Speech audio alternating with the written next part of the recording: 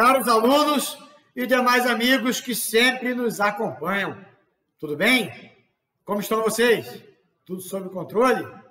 Eu sou o professor Nilson Luiz, você sabe? E você sabe também que aqui nós trabalhamos a formação do aeronauta brasileiro, pautado sempre nos parâmetros da segurança de voo. Nós estamos desenvolvendo a nossa série Os Prendedores na Construção Aeronáutica, uma série de extrema importância que está sendo muito procurada. Diversos comentários que eu estou recebendo. Eu agradeço os feedbacks e peço que você continue, ao assistir cada vídeo, coloca lá sua opinião para eu poder saber de que forma você recebe o nosso trabalho, tá certo? Né? Nosso assunto de hoje vai ser um acidente, tá? Vocês gostam de falar de acidente, né? Parafusos causaram acidente aéreo, é o nosso assunto de hoje. Então aí, no desenvolvimento da nossa série Os Prendedores na Construção Aeronáutica, nós já vimos os seguintes tipos de prendedores, né? Os prendedores de desconexão rápida, os rebites, os parafusos de uso geral e os parafusos de aviação, onde a gente tem lá os bolts, screws, job bolts, lock bolts, enfim. Eu não entendo tanto detalhe aqui, porque nós não estamos no curso de célula, né? Nós estamos aqui no ambiente de segurança de voo. Nossa conversa aqui é de segurança de voo, tá certo? O importante é que você entenda que o prendedor a ser aplicado na fabricação ou no reparo de uma aeronave é aquele previsto pela engenharia, beleza? Em nosso encontro de hoje, nós iremos abordar um acidente originado a partir da aplicação inadequada de prendedores.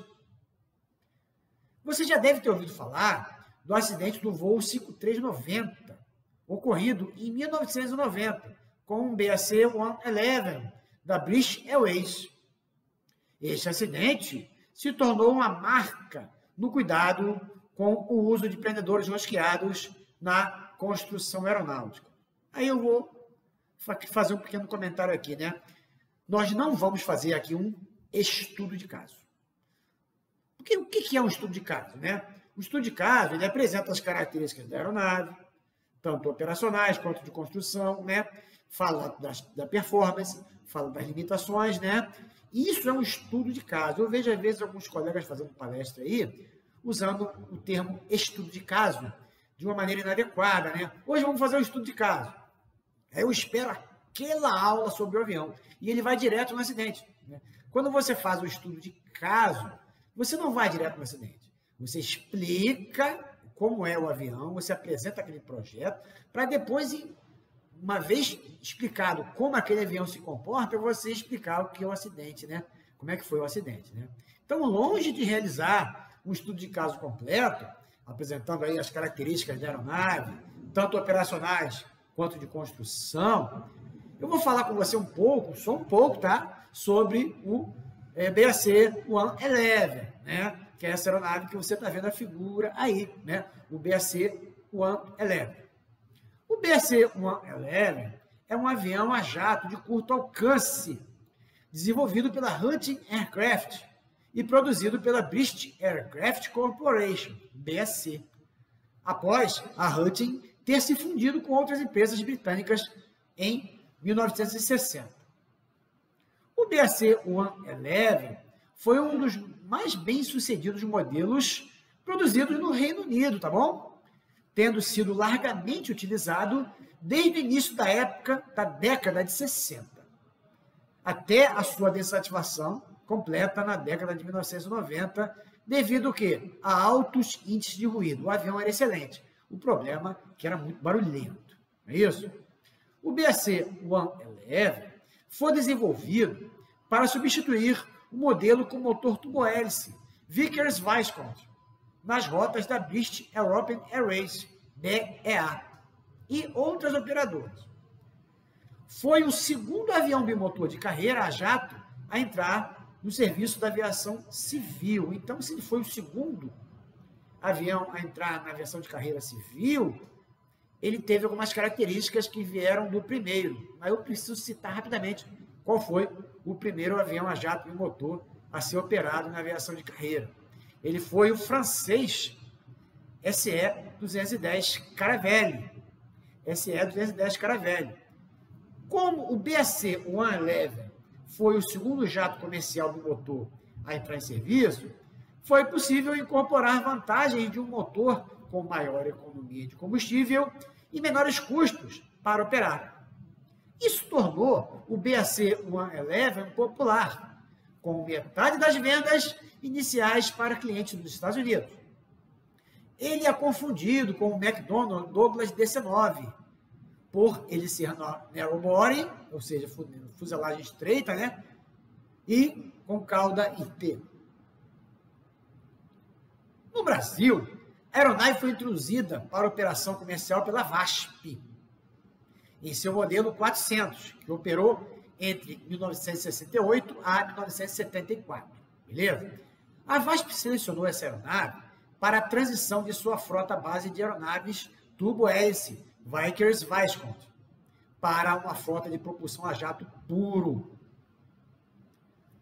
O que é jato puro mesmo, hein? Você assistiu o meu vídeo Bypass? Você deve ter assistido. Caso não tenha assistido, você assiste lá o vídeo Bypass, né, onde eu explico que jato puro é aquele tipo de motor onde todo o ar admitido pelo motor vai fazer parte da combustão, não é isso? Se uma parte do ar não faz parte da combustão, não vai participar da combustão, o que acontece? Vai ter um bypass. Eu não vou entrar mais em detalhe aqui, para você assistir exatamente o vídeo bypass. Eu vou deixar o link de acesso do vídeo bypass aqui, tá bom? Então, a VASP selecionou essa aeronave para a transição de sua frota à base de aeronaves turbo-hélice Vickers-Viscount para uma frota de propulsão a jato puro. Posteriormente, os BAC-111 foram substituídos por unidades do Boeing 737. Uma versão maior, que é o modelo 500, foi utilizada pela Sadia Transbrasil entre 1970 e 1978, com 10 unidades. Estas aeronaves foram apelidadas de jatão, pintadas em diferentes cores, seguindo um padrão semelhante ao usado pela norte-americana Braniff. Beleza? Tranquilo. Então, essa aí foi a trajetória do BAC-111 no Brasil, né? A FAB operou aviões BAC-111, utilizados principalmente para transporte presidencial. Essas aeronaves foram adquiridas durante o governo Costa e Silva. Sua designação militar foi o VC-92. As aeronaves serviram ao país entre 1968 e 1976, durante os governos de Costa e Silva, Médici e Geisel. Em 1976, o VC-92, os VC-92 foram substituídos pelos Boeing 737-200 e, posteriormente, vendidos para a Ford Motor Company. Beleza? Tranquilo. Então, foi o nosso papo inicial, falando do BAC-111. Eu falei do BAC-111, falei do BAC-111 no Brasil e falei do BAC-111 na FAB. Agora eu falo para você o quê? Eu pergunto para você se você já se inscreveu no canal do professor Nilson Luiz no YouTube. Está lá, né? Professor Nilson Luiz, Segurança de Voo. Você já se inscreveu? Faça a sua inscrição, acione o sininho das notificações e se acostume a marcar o like, né? Se acostume a marcar o like aqui embaixo ao assistir cada vídeo do canal, beleza? Se você não está conosco no YouTube, está no Instagram, está no Twitter, que agora se chama X, está no LinkedIn, no Getter ou ainda no TikTok, o que eu falo para você? Eu agradeço que você nos assiste aí também. Nós estamos presentes aí também, né? Mas eu sugiro que você assista no YouTube, porque no YouTube é on time. Eu subo o vídeo, você assiste, a tua notificação te avisa, você tira conclusões, digita lá nos comentários, manda o feedback para mim e eu melhoro para o próximo vídeo. Beleza? Então não esquece de se inscrever no canal Professor Nilson Luiz, Segurança de Voo. Entra no canal, se inscreve e aciona as notificações para você ser avisado a cada vídeo novo que você vai ter à sua disposição. Beleza? Então, depois de comentar sobre o BAC-111, nós vamos falar do acidente, né? Que é um acidente com um BAC-111 lá da British Airways. Beleza? Então, iniciamos, né, os comentários sobre o acidente. Em 10 de junho de 1990, o voo 5390 da British Airways operava de Birmingham, no Reino Unido, para Málaga, na Espanha. O comandante da aeronave era o capitão Jim Lancaster, que tinha 11.050 horas de voo, com 1.100 horas de tipo. Já o copiloto, Alastair Atkinson, tinha 7.500 horas de voo e 1.100 de tipo. A bordo havia 81 passageiros e 6 tripulantes. Beleza? Então, esse é o panorama do voo 5390 que nós vamos comentar aqui. Beleza? Tudo estava indo bem, até a altitude de 17.300 pés, quando 2 dos para-brisas da aeronave sofreram separação estrutural, no caso, para fora da aeronave, ocasionando um grande estrondo. Como resultado, houve névoa e condensação adentrando a cabine, proporcionando aos tripulantes a identificação imediata de descompressão explosiva. A força do deslocamento de ar foi tão intensa que arrancou o capitão de seu assento e o jogou para fora da aeronave, os para-brisas frontal e lateral, exatamente do lado do 1P ali, né, do lado esquerdo. O capitão ficou com suas pernas e cinto de segurança presos à coluna de comando, que inclinou a aeronave, iniciando um mergulho íngreme. O primeiro oficial enfrentou muitas dificuldades sem sucesso para tentar estabilizar a aeronave. A porta da cabine foi arremessada para fora da aeronave e fragmentos ficaram presos próximos ao capitão Lancaster. O comissário número 3, o Sr. Ogden, estava na cabine, agarrou as pernas do capitão Lancaster e removeu os destroços da porta que o circundavam. Soltou os pés e o cinto do capitão da coluna de comando. Depois disso, o capitão ficou unicamente preso pelos braços do comissário.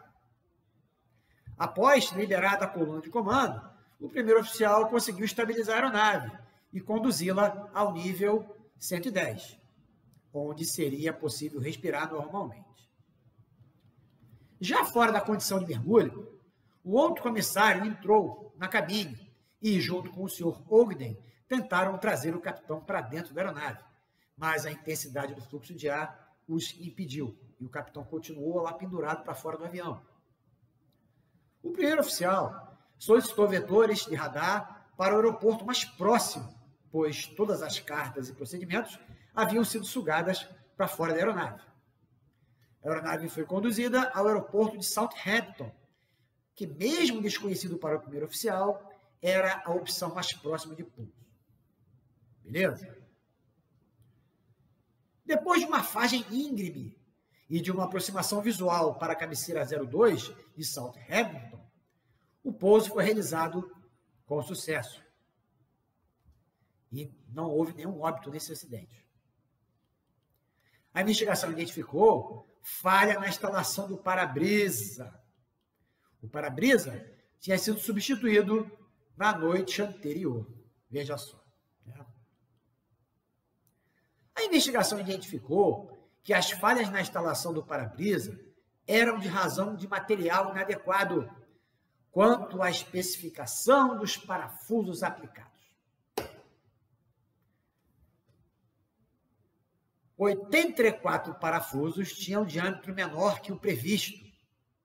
6 parafusos aplicados tinham o diâmetro correto, mas eram 0,1 da polegada mais curtos que o estabelecido, ou seja, 2,5 milímetros menores que o especificado.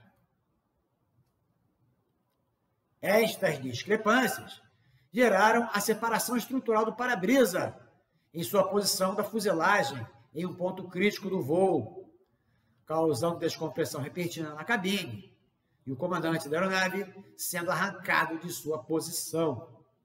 Beleza? A investigação identificou também que o para-brisa anterior havia sido instalado também com parafusos incorretos. A substituição foi realizada pelo gerente de manutenção do turno, em situações semelhantes, sem verificar a documentação de manutenção, pois o avião deveria decolar em breve. Sabe aquele serviço? Tem que liberar um avião? Pois é. Foi identificado também que a tripulação não havia sido treinada para lidar com tal situação e que o projeto da cabine não oferecia proteção adequada contra a possibilidade de para-brisa se soltar da aeronave. Vamos comentar aqui algumas contribuições para a separação do para-brisa, beleza? Acompanhe o professor Nilson aí. Uma tarefa crítica de segurança, não identificada como um ponto vital, foi realizada por um indivíduo que também tinha total responsabilidade pela qualidade alcançada. E a instalação sem teste antes do retorno ao serviço. Ou seja, não houve um teste de pressurização, não houve um voo de experiência, né? Então, você percebe que não houve níveis de manutenção, nível de execução, nível de inspetoria, nível de engenharia. O camarada que fez a substituição já era o responsável pela liberação final da aeronave. O potencial do gerente de manutenção de turno para atingir a qualidade do processo de instalação do para-brisa foi prejudicado por seus cuidados inadequados, práticas comerciais precárias, falha em aderir aos padrões da empresa, eu chamo a atenção para a cultura de segurança, e uso de equipamento inadequado, que foram julgados como sintomas de uma falha de longo prazo de sua parte, ou seja, uma condição latente, na falta da observação dos procedimentos promulgados. Aí eu faço dois comentários, né? Primeiro sobre cultura. Já falamos nos vídeos anteriores aí que cultura é algo que tem que vir de cima para baixo, tem que partir da alta direção. E cultura é uma espécie, é um caminho filosófico, né? Ela precisa ser implantada e aceita. Para ser aceita, precisa ser implantada de forma inteligente. E se você faz parte de uma cultura e discorda de alguns pontos daquela cultura, você tem que levar dentro dos níveis aceitáveis de debate essas suas discordâncias para alterar ou não a cultura. Se você não concorda com determinados pontos da cultura, você precisa aceitar, porque é a cultura de segurança da sua empresa. Ou então você abandona a empresa e vai trabalhar em outro lugar, né? Se existe uma cultura de segurança, você precisa seguir. Beleza? E agora falando de condição latente. Condição latente, ela é presente em diversos grupos de manutenção, de voo, enfim, né, de fabricação. E a existência da condição latente, ela sempre mostra um acidente próximo. Pode ser não tão próximo quanto a gente pensa, mas vai acontecer.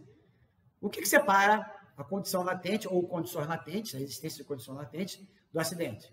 Exatamente a ação humana, através de falhas ativas, seja de violação ou seja de erros. Beleza? Nós já debatemos isso em diversos vídeos, mas se você tiver alguma dúvida, você coloca nos comentários que a gente explica para você. Beleza? Continuando aqui as contribuições para a separação do para-brisa. A gerência local da British Airways não detectou a existência de padrões inadequados empregados pelo gerente de manutenção de turno. Por quê? Porque não monitoraram diretamente as práticas de trabalho do gerente. Tranquilo? Então, faltou o quê? Supervisão. Vamos comentar agora algumas consequências do evento, tá bom? Para ilustrar aí essas consequências, eu vou deixar com vocês aí uma foto muito bacana, né? De quando toda a tripulação foi visitar o capitão Tim Lancaster no hospital, ainda internado, beleza? Ele teve diversos tipos de lesões, né? Teve fraturas, teve queimaduras de diversos graus, né? Eu não vou entrar nesses detalhes aqui das lesões, né? Mas o camarada nasceu de novo, é isso aí, né? Ele deve a vida a essa tripulação, né? Então, vamos lá para algumas consequências do evento. Muitas recomendações foram feitas à British Airways, aos fabricantes e à equipe de manutenção.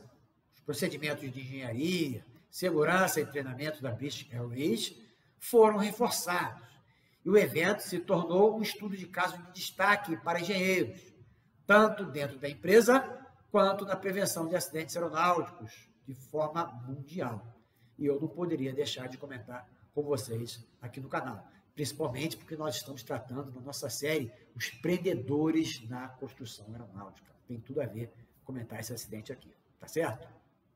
Como resultado do acidente, todas as aeronaves de projetos semelhantes foram submetidas a uma inspeção minuciosa, que revelou pelo menos 2 outras aeronaves com para-brisas instalados com parafusos errados.